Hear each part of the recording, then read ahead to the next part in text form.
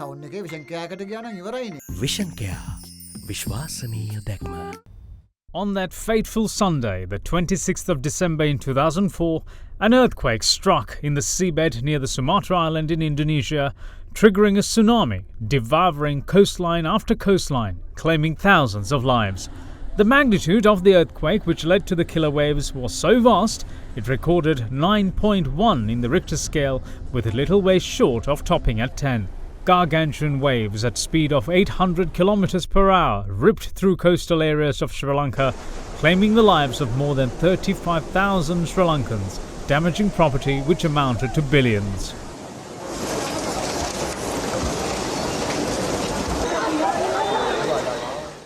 Sri Lanka, along with neighbouring countries, were not prepared to face the Indian Ocean tsunami in 2004. In fact, Sri Lankans weren't even familiar with the term tsunami. All they had heard up to then was a local legend which said 2,000 years ago, upon being incensed by an unjustified execution by King Kalanithissa, the guardian deities of Sri Lanka sent the seas pounding inland. To appease the gods, the legend has it that King Kalanithissa's daughter, Vihara Mahadevi, was placed in a boat and sent into the raging ocean as a sacrifice, whereupon the seas immediately receded. It was after that fateful day in 2004 Sri Lankans realized that the legend was of a tsunami. Sri Lanka wasn't the only country which suffered from the tragedy.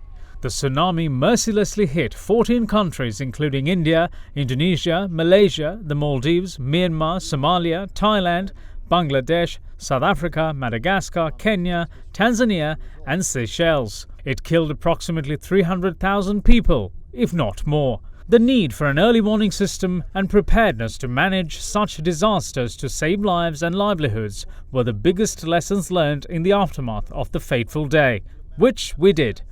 But 14 years down the line, are we still prepared?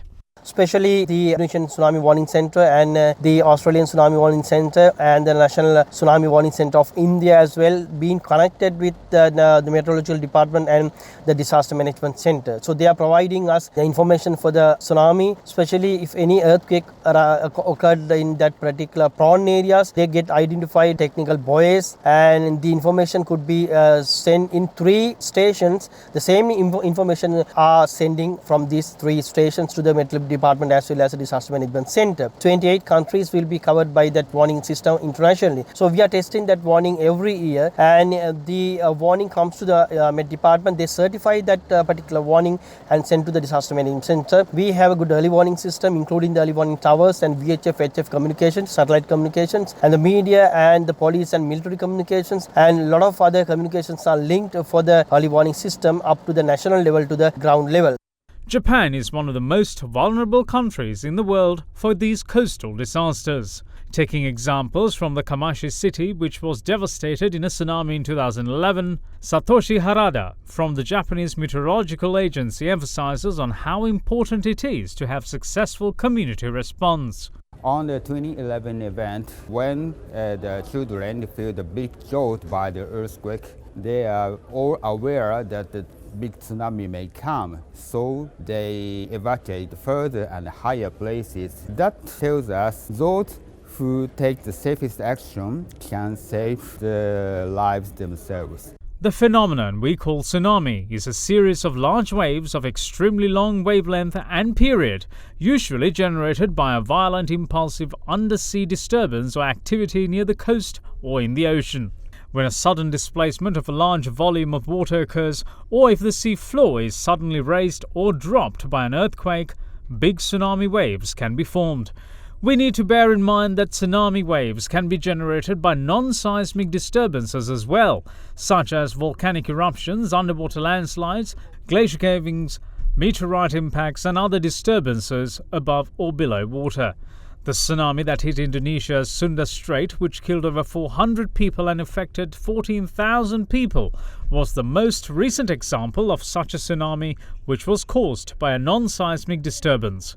It occurred due to a dramatic collapse of the Indonesian volcano Anak Krakatau. After the Indian Ocean tsunami in 2004, we are prepared for these intense waves caused by earthquakes. But are we prepared for tsunamis generated by non-seismic disturbances as well? Indian Ocean tsunami warning system is mostly depend on the seismic activities related tsunamis. So I think Sri Lanka also highly depend on that India, Indonesia and Australia warning systems. At the moment, we are not considering the other non-seismic tsunamis. 14 years ago, we lost thousands to the killer waves because of simple lack of comprehension on a natural phenomena. Today, however, people in Sri Lanka are scarred to the point that we cannot forget. Today, we understand. The nature of natural disasters is such that they strike without warning. Given what has gone on before, we should be in a position to mitigate as much damage as possible, minimizing loss of life. Most importantly, today, there is no excuse.